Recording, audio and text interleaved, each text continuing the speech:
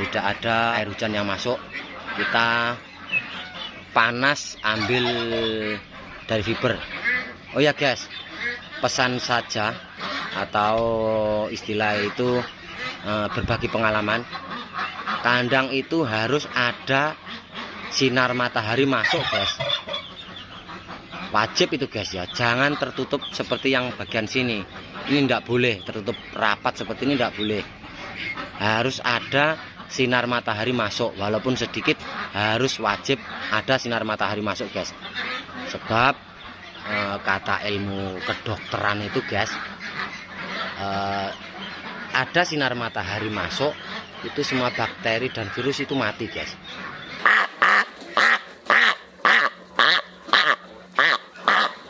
Assalamualaikum warahmatullahi wabarakatuh. Halo guys, berjumpa lagi dengan ABK Debit 29. Jangan lupa saya berdoa semoga kita dilindungi oleh Allah Subhanahu wa taala, dilancarkan rezeki, dimudahkan segala urusan kita. Amin. Oh ya guys, yang baru menemukan channel ini jangan lupa like, komen dan subscribe ya guys. Dan jangan lupa di tombol simbol loncengnya supaya tidak ketinggalan video-video terbaru tentang dunia per-BB-an ya guys. Oke guys, kali ini saya mau berbagi pengalaman supaya bebek pedaging itu bebas dari penyakit, pertumbuhan bagus, kita dapat untung banyak. Sebenarnya bebek pedaging itu sangat menjanjikan ya guys untuk kita geluti atau kita mau berusaha, berwirausaha di bidang dunia peternakan. Itu bebek pedaging jenis packing itu sangat menjanjikan ya guys. Oke guys, ini saya mau berbagi pengalaman untuk perawatan bebek pedaging jenis packing ya guys. Ini bukan F1, ini hanya F29 saja, produksi Blitar lokalan dan penetas tembre rumahan. Oke guys, triknya begini ya guys. Pertama, kita harus pandai-pandai memilih BUD ya guys. 2 kandang, 3 pakan. Semua itu harus memenuhi standar peternakan pedaging. Bahasanya gitu aja lah guys, pokoknya standar lah. Maksud standar gimana? Ini kandang itu usahakan ya guys, jangan sampai jemek atau apa itu namanya ya, becek guys, becek. Nah, becek guys ya. Kandang pedaging itu diusahakan jangan sampai becek. Nah, usahakan kering seperti ini guys. Nah, ini saya taburi bekas gergajian ya guys, biasa. Saya pakai bekas gergajian. Nah, pertama itu guys, kalau sampai kandang itu becek, wah, itu resiko sangat besar guys. Bener.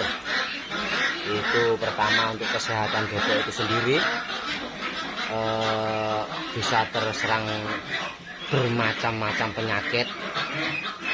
Itu yang utama itu telo atau apa itu, pilek cekrek itu yang susah diobati ya guys. Apalagi AI guys, amit-amit jawab bayi. Jangan sampai menemplok ya guys, biar jauh-jauh sana aja. Oke guys, yang penting pertama jangan becek. Sebelum bebek itu dipindah ke tempat seperti ini gitu, kita harus steril dulu. Kita semprot dulu, kita steril pakai desinfektan, terserah mereknya apa.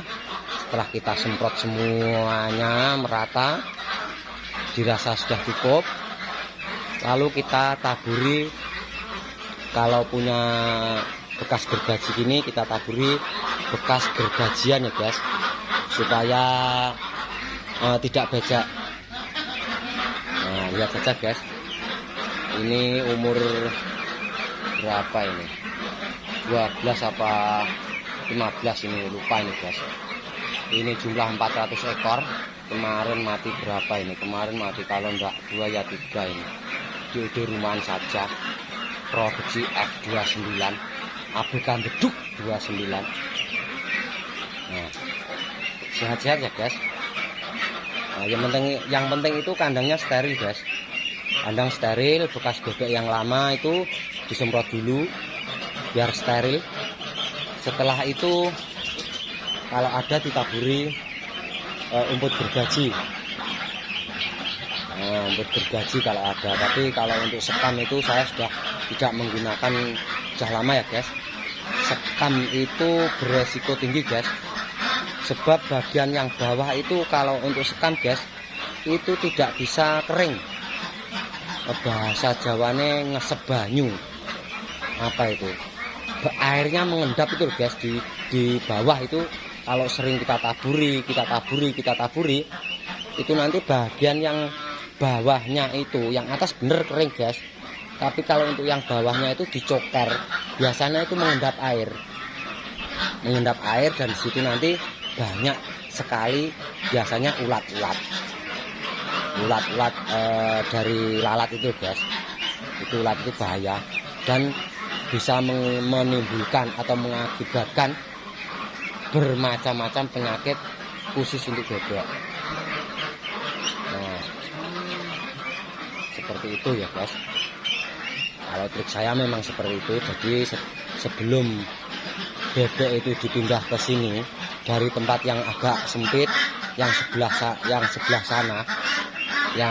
sana yang agak sempit, saya pindah ke tempat yang agak lebar sini, itu saya steril dulu supaya bersih, steril. Lalu kita masukin bebek yang umur segini. Oh ya guys, dan untuk pakan kita kalau bisa itu cari pakan alternatif yang gampang dicari, tentunya harus berkualitas bagus. Itu tidak merugi ya guys. Saya lihat teman-teman itu banyak yang banyak yang sembrono guys, memelihara bebek pedaging itu. Banyak yang kandangnya becek, istilah itu kalau hujan kehujanan, itu enggak boleh guys. Bener, namanya bebek itu hewan apa ya, katanya hewan air, jenis air itu loh guys, yang suka sama air. Tapi kalau kena hujan guys, untuk jenis daging itu bisa rusak guys. Teman-teman yang berusaha di dunia perbebekan, kalau kita mau mendapatkan untung, itu kandang dibenahi,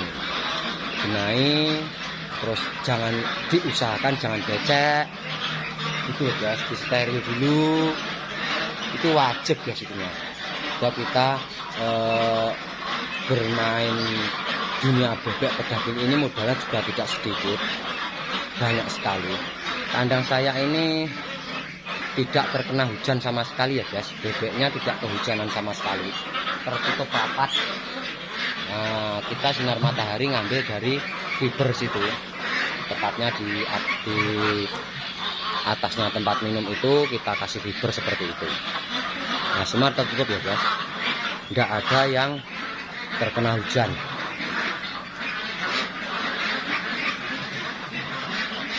Oke guys. Nah,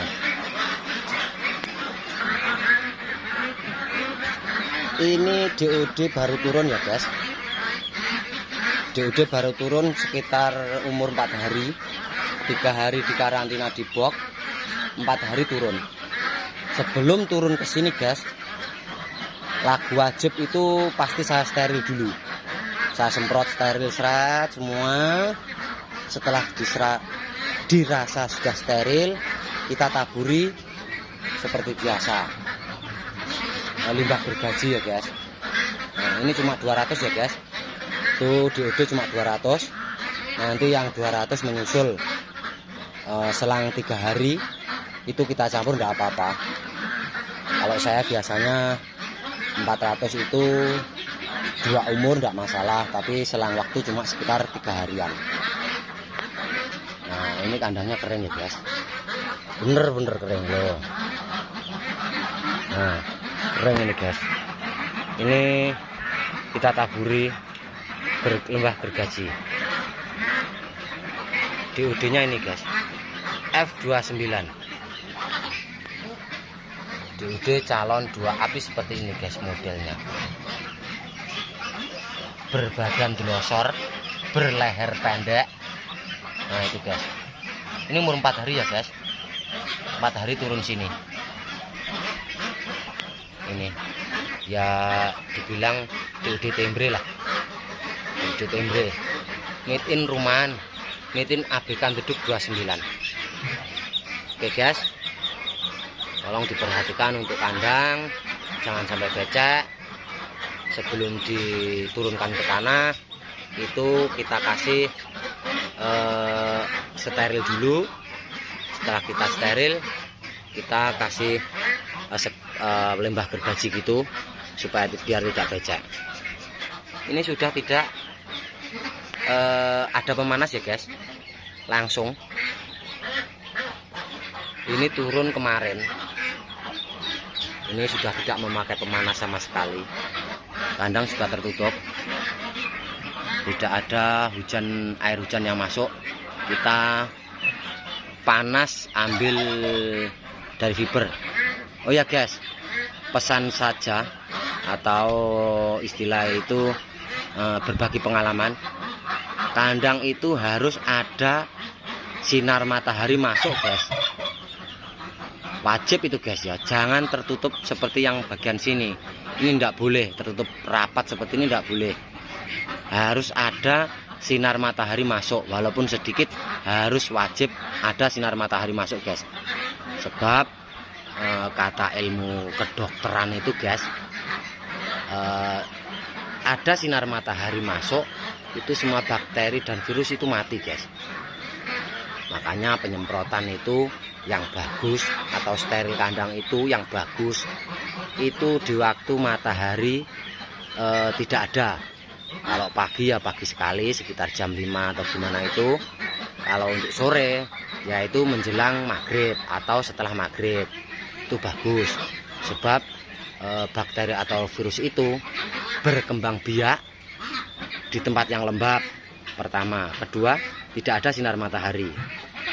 Itu pasti guys. Untuk virus itu seperti itu perkembangbiakannya. Nah. Oke guys, berbagi pengalaman saya untuk pembesaran bebek pedaging atau saran saja untuk cara beternak bebek pedaging supaya kita berhasil ya guys, kita mendapat untung. Bebek pedaging itu kalau kita tekuni guys, bener itu sangat menguntungkan. Iya guys, satu lagi, cari spek yang minimal itu 18 up ya guys, minimal 18 up. Kalau lebih bagus kalau untuk 2 up, sebab itu saya sudah rasakan dengan spek DOD saya ini F29 ini. Di harga kemarin itu anjlok itu terakhir sekitaran harga 17,5 kalau enggak salah. Itu alhamdulillah masih untung. Nah teman-teman itu yang pakai spek di bawah 18 itu sudah merugi ya guys. Oke guys, itu saja video kali ini, berbagi pengalaman untuk pemeliharaan bebek pedaging supaya kita berhasil dan supaya kita tidak merugi. Oke, sampai di sini dulu perjumpaan saya. Salam peternak Indonesia. Wassalamualaikum warahmatullahi wabarakatuh.